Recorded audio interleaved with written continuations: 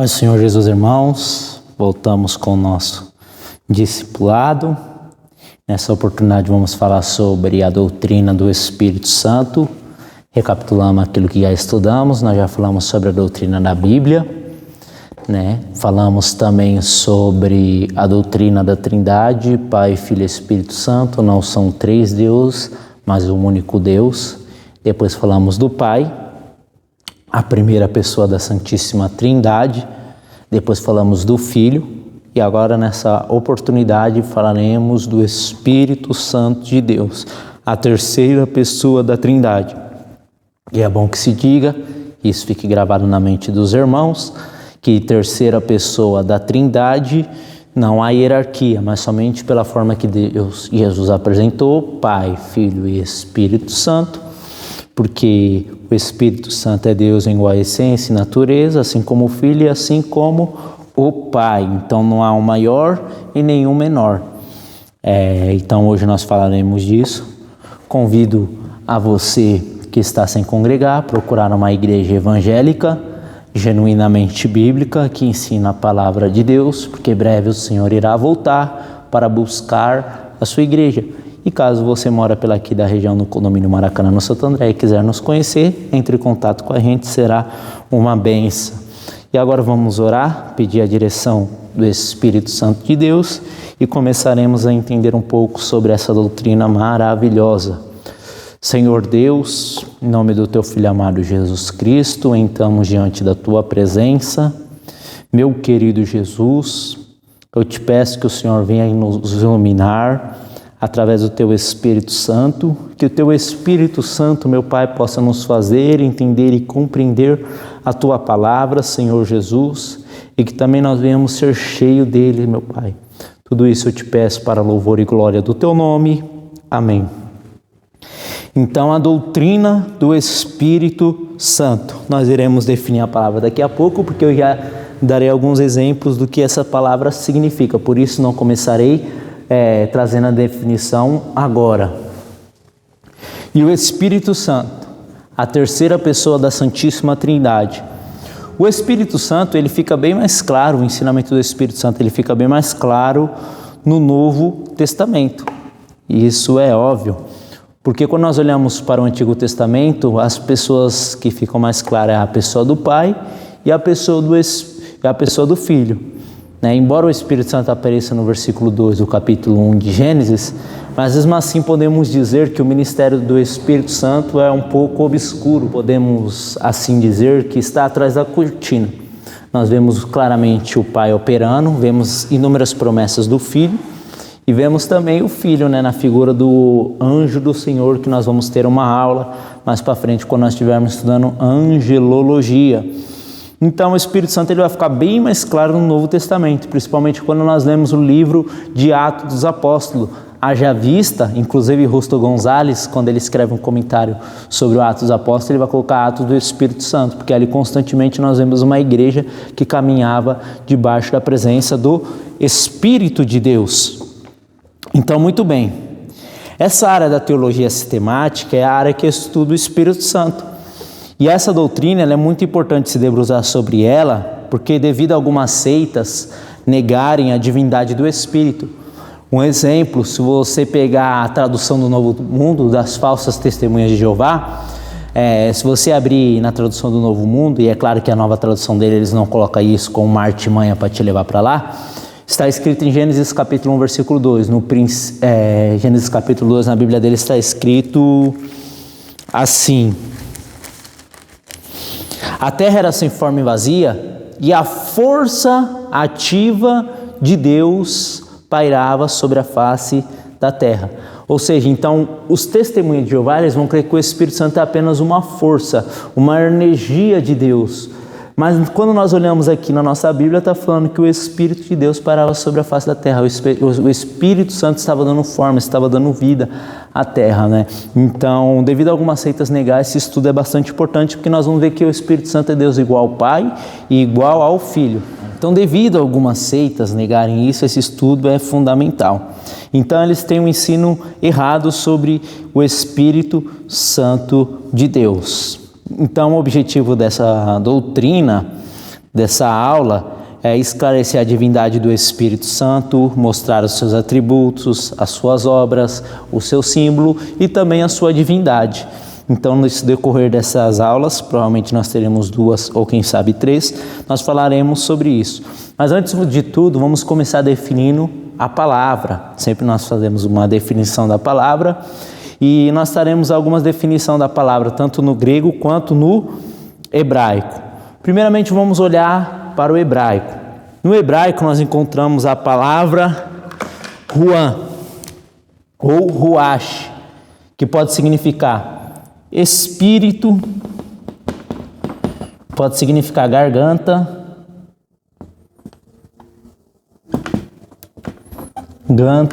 a palavra ela também pode significar sopro, vento e por aí vai.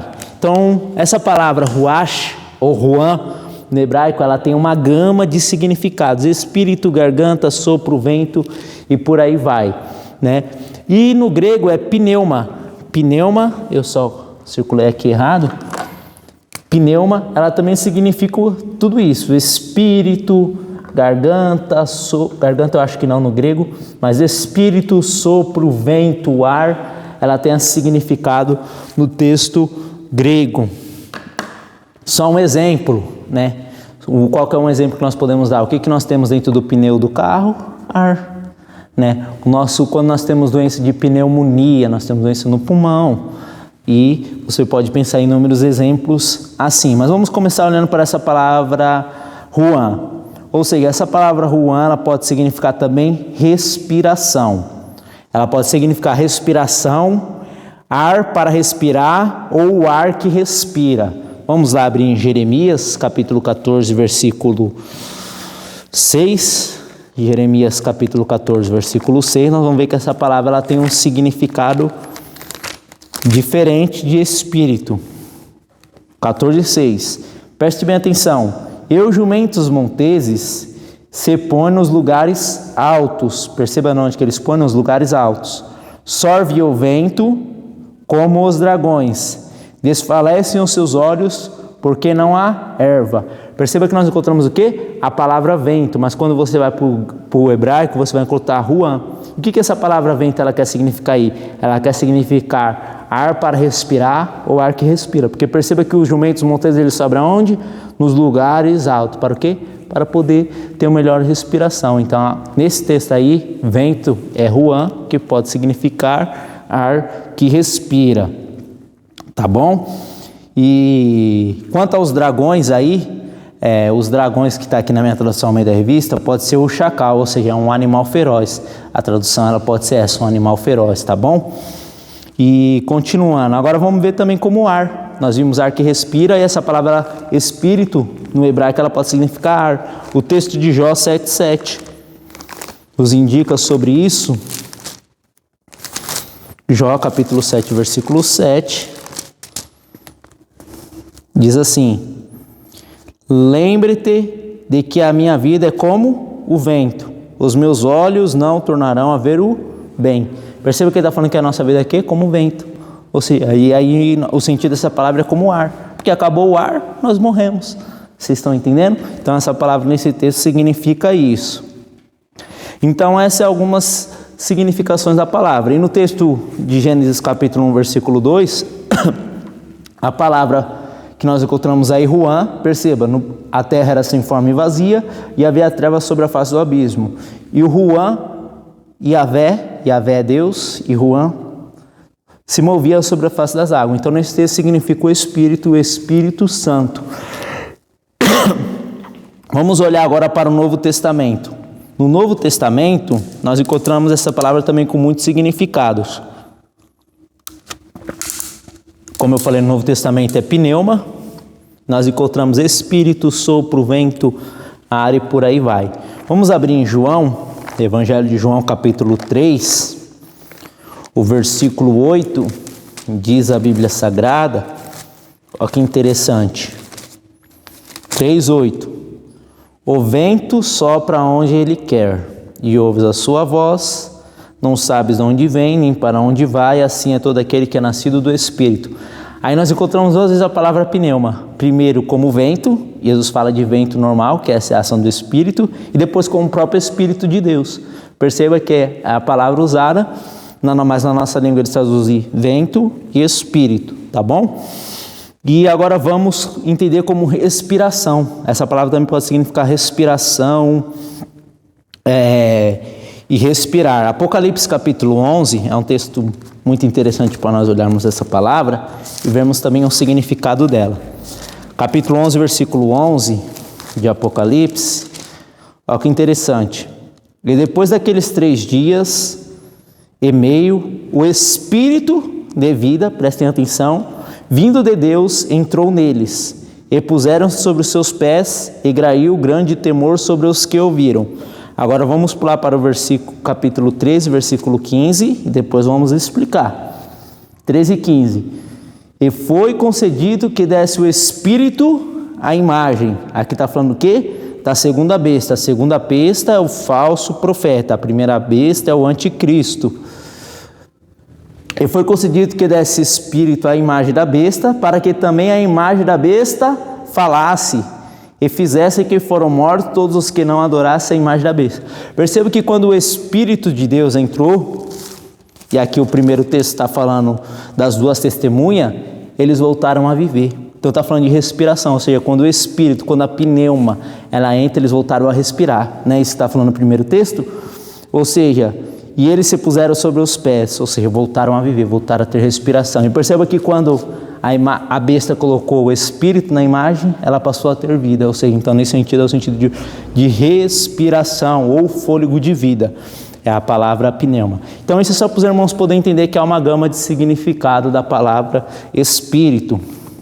E agora nós vamos entender também um pouco sobre os nomes do Espírito Santo de Deus. Lembra que nós vimos os nomes do Pai, os nomes do Filho, e a Bíblia apresenta um monte de nome do Espírito Santo de Deus.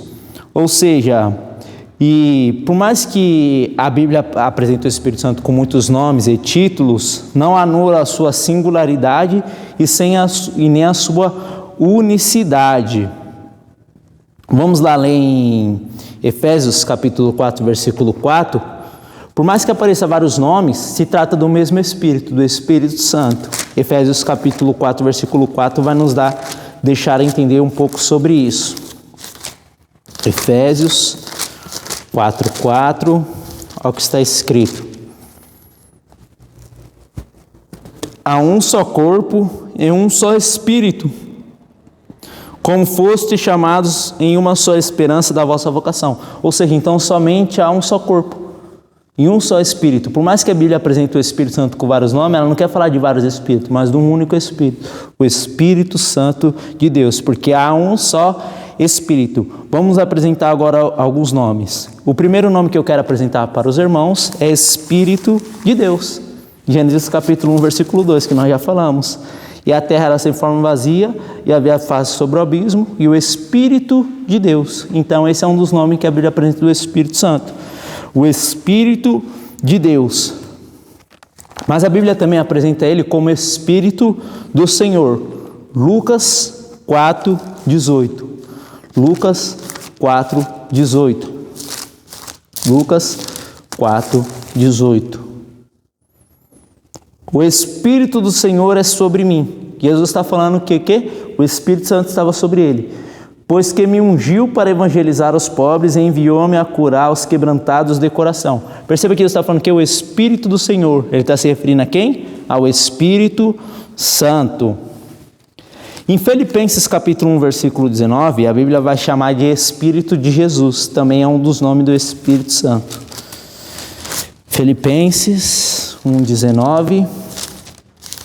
Filipenses é conhecido como a carta da alegria. Nós não sabemos, o que estava acontecendo naquela igreja, mas você vê constantemente: alegrai-vos no Senhor. Outra vez digo, regozijai-vos. Ou seja, então é conhecido como a carta da alegria. Porque sei que disto me resultará salvação, pela vossa oração e pelo socorro do Espírito de Jesus Cristo. Então esse é outro nome do Espírito Santo. O Espírito de Jesus Cristo está se referindo ao Espírito Santo. E Consolador e Espírito da Verdade. João 14, 16 ao 17. Nós vamos trabalhar Nesse texto, eu acho que depois um pouco, salvo engano, mas nós provavelmente vamos falar um pouco dele. O versículo 16 do capítulo 14. E eu rogarei ao Pai, e Ele vos dará outro Consolador, para que fiquem convosco para sempre. E agora eu quero fazer uma explicação sobre esse Consolador. Vou ler o versículo 26 também. Vou dar uma rápida explicação que é necessário.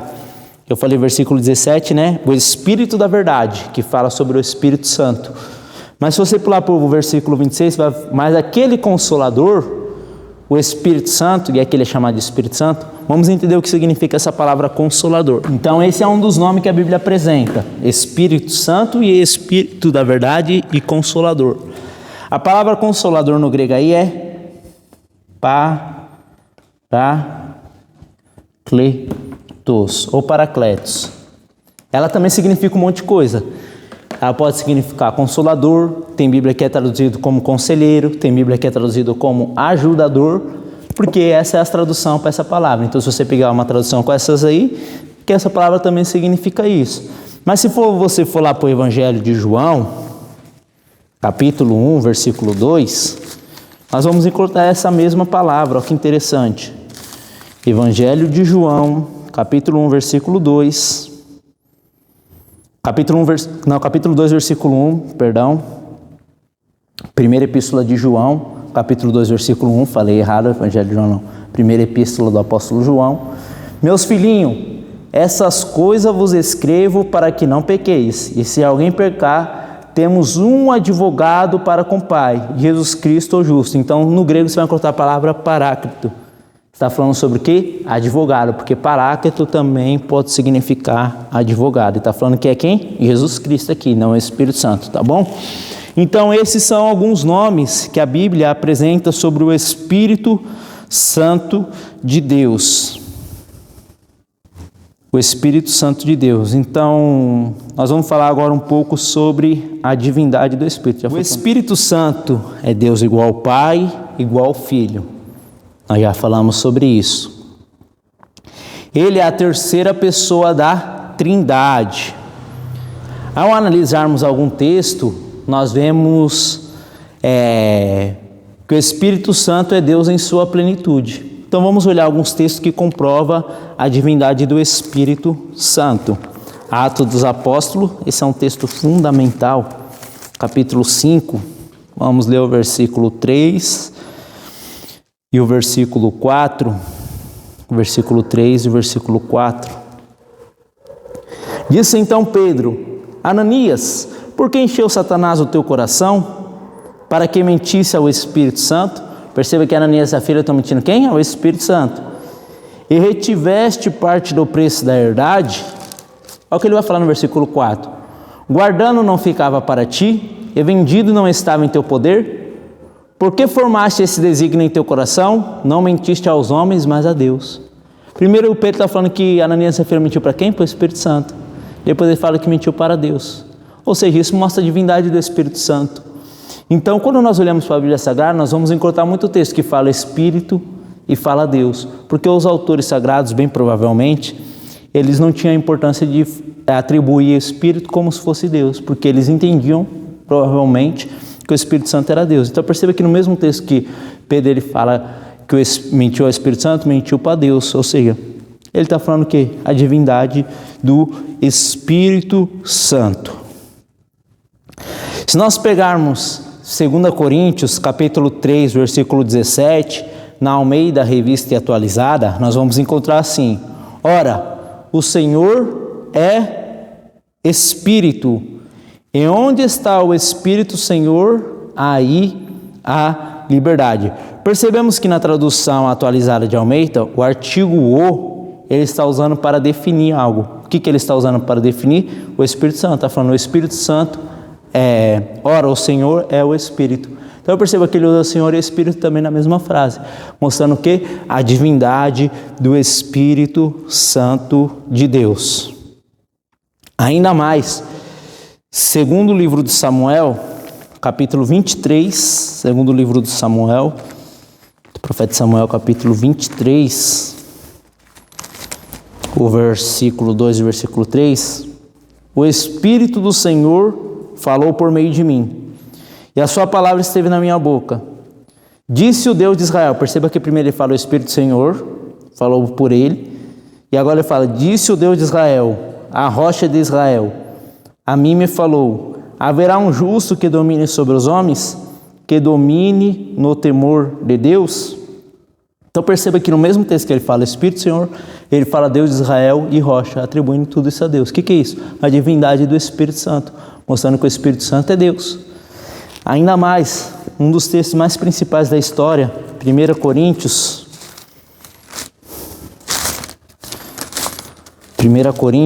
capítulo 2, o versículo 10. Mas Deus nos revelou pelo seu Espírito, porque o Espírito penetra todas as coisas, ainda as profundezas de Deus. Porque, o versículo 11, porque qual dos homens sabe as coisas do homem, senão o Espírito do homem que nele está? Assim também ninguém sabe as coisas de Deus, senão o Espírito de Deus. Então, por que esse é um dos textos mais importantes da história? Alguns creem que lá nos princípios do começo da igreja, eles ainda estavam decidindo. É claro que quando nós olhamos o concílio de Nicéia, no ano 325, e depois no concílio niceno-constantinopolitano, que era no ano 381, nós vemos que era afirmar a divindade do Espírito Santo. Eu não quero entrar muito nesse detalhe porque é um discipulado, mas ele já entendia o Espírito Santo como Deus. Mas quando eles olharam esse texto, alguns vão falar que Tertuliano, os Capadócio, tirou toda a dúvida, porque se o Espírito penetra as coisas profundas de Deus, e somente que conhece as coisas de Deus é o Espírito de Deus, então eles entenderam, logo o Espírito Santo é Deus. Aí não tiveram mais dúvida, porque só Ele que penetra as coisas profundas de Deus, né? Então isso mostra a divindade do Espírito Santo. Vamos olhar agora para a atuação do Espírito Santo no Antigo Testamento. O Espírito Santo ele aparecia no Antigo Testamento e, como nós falamos, a atuação dele, ao que nos parece, era um pouco limitada. Vamos abrir aqui em primeiro livro de Samuel, capítulo 16,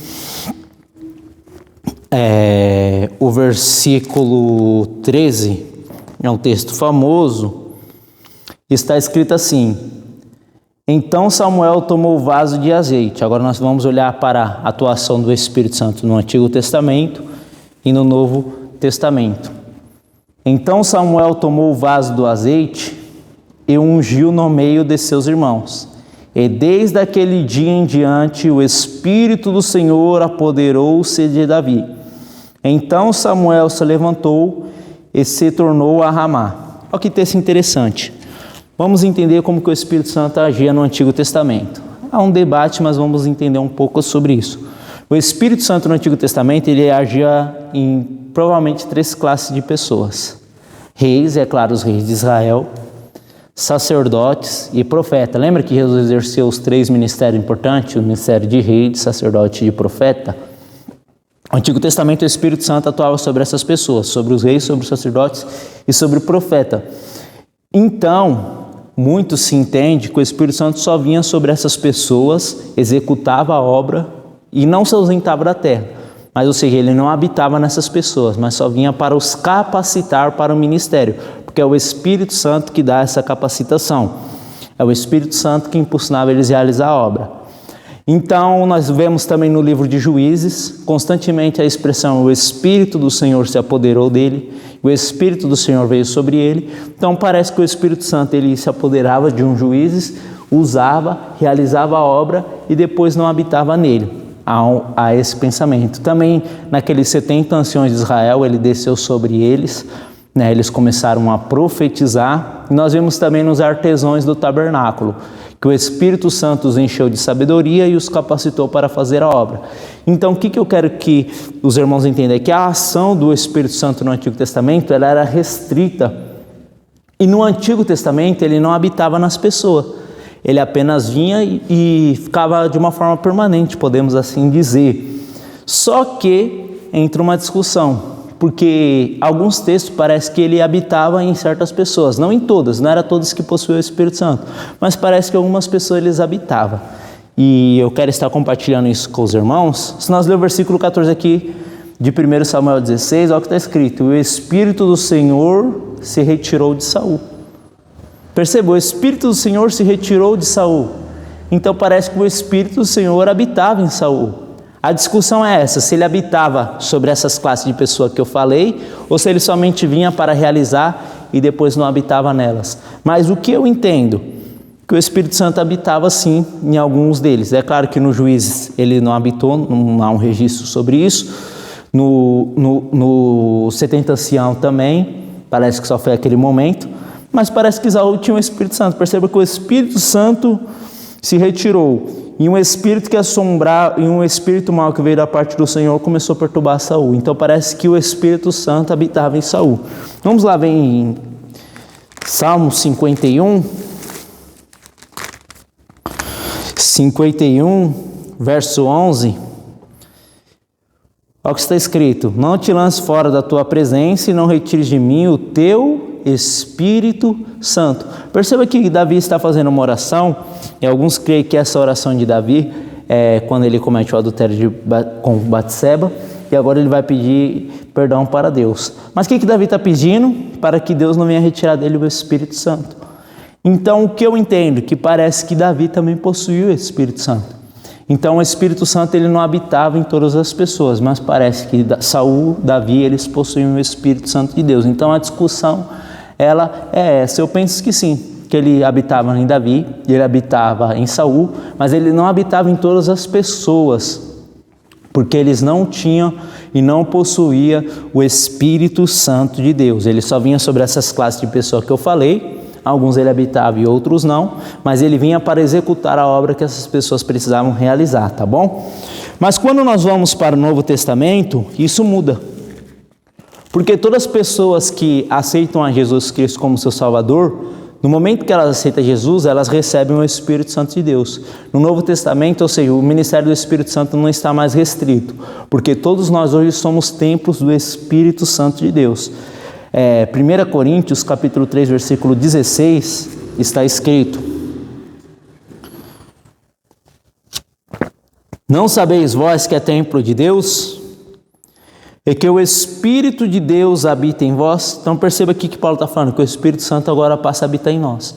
O Espírito Santo passa a habitar sobre todos os crentes, todos que aceitam a Jesus Cristo. Então, agora nós somos o templo de Deus, e agora o Espírito Santo, ele passa a habitar em nós. Vamos lá ler em Efésios, capítulo 1. E ele é a garantia da nossa salvação, né? Efésios capítulo 1, versículo 13 e 14. Em quem também vós estáis, depois que ouviste a palavra da verdade, o evangelho da vossa salvação. E tem ele também nele crido, ou seja, nós cremos nesse evangelho, que é de Jesus Cristo, fomos selados com o Espírito Santo da promessa, o qual é o penhor da nossa herança para a redenção da possessão de Deus, para o louvor da sua glória. Então, ou seja, o Espírito Santo de Deus, ele passa a habitar em todos os crentes, e ele é o selo, ou seja, ele é a garantia, ele é o penhor da nossa salvação, ou seja, ele é a garantia da nossa salvação, o Espírito Santo de Deus. Quem não tem o Espírito Santo, esse não é crente, tá bom? E alguns irmãos, eles ensinam erroneamente. Eles falam que quando a igreja for retirada da terra, eles falam que o Espírito Santo vai se retirar da terra. Isso é um erro, por quê? Porque se o Espírito Santo é Deus, nós vamos ver depois, e ele é onisciente, se ele sair da terra, então ele vai deixar de ser onipresente, quer dizer, porque a onipresença é o quê? A capacidade de estar em todos os lugares ao mesmo tempo.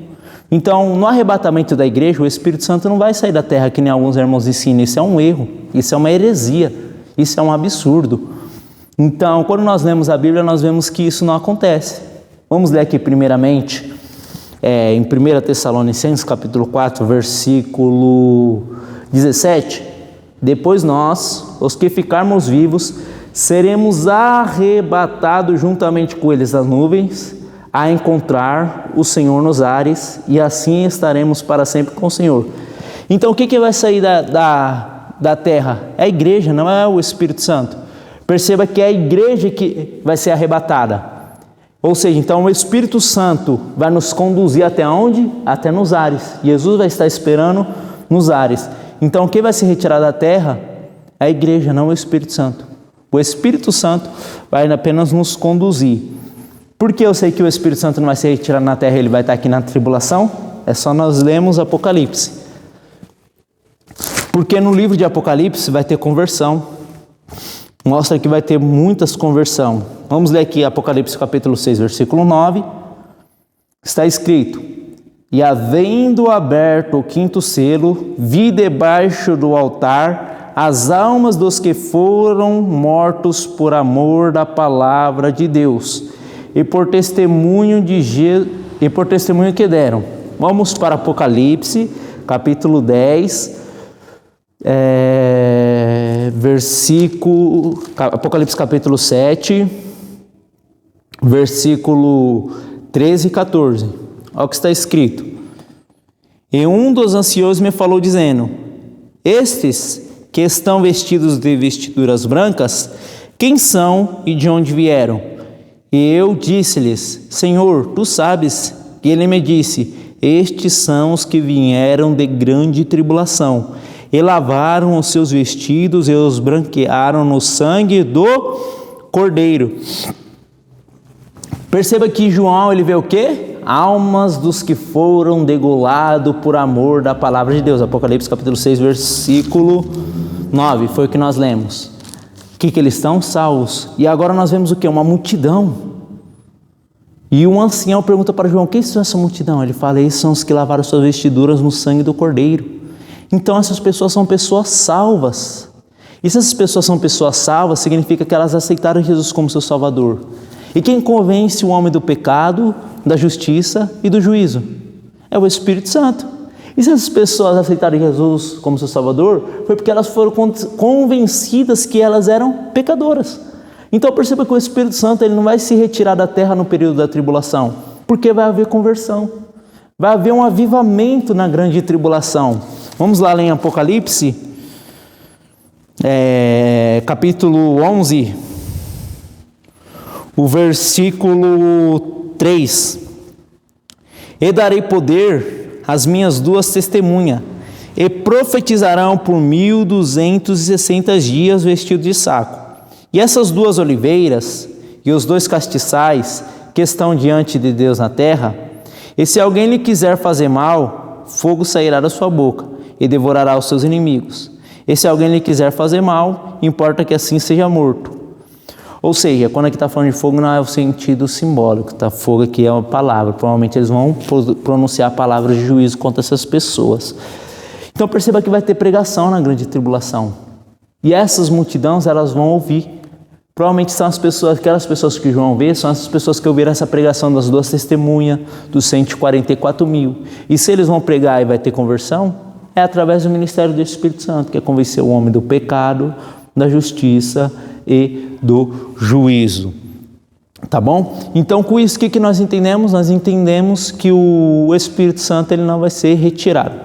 Então, hoje nós ficamos por aqui. Semana que vem nós vamos falar dos atributos do Espírito Santo, da obra do Espírito Santo e dos nomes do Espírito Santo de Deus. E para exercício de hoje, os irmãos vão procurar 2 textos que apresente o ministério do Espírito Santo, que apresente os nomes do Espírito Santo, sem ser esse que nós falamos, há muitos outros 2 textos, e mais 2 textos que falam sobre, o mesmo texto que fala o Espírito do Senhor e Deus ou Jesus, no mesmo texto que mostra a divindade do Espírito Santo. Que Deus em Cristo Jesus venha os abençoar e que você fique na paz de Deus.